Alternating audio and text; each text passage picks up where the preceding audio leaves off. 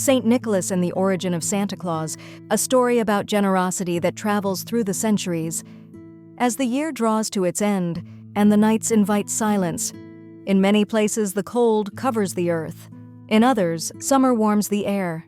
Yet everywhere, Christmas awakens the same sense of waiting.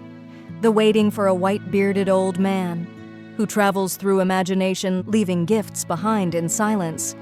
Before becoming a legendary figure, Santa Claus was a real person.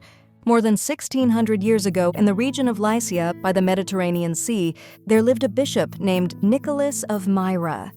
Ancient texts describe him as a deeply generous man, attentive to the suffering of others, and faithful to a simple, powerful idea to help without being seen. Over time, a legend began to take shape.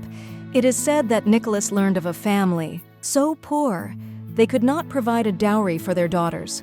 To help them without being recognized, he waited for the night and tossed small bags of gold down the chimney.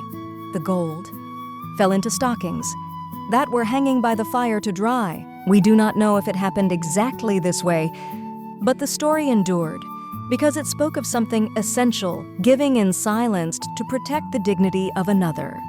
Centuries later, the memory of Saint Nicholas traveled across Europe.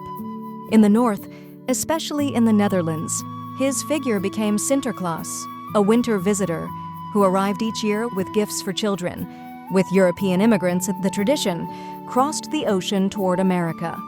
As time passed, his figure drew closer to Christmas night, not by chance, but because they shared the same heart, the gesture of giving, and the idea that every true gift is born from love for others.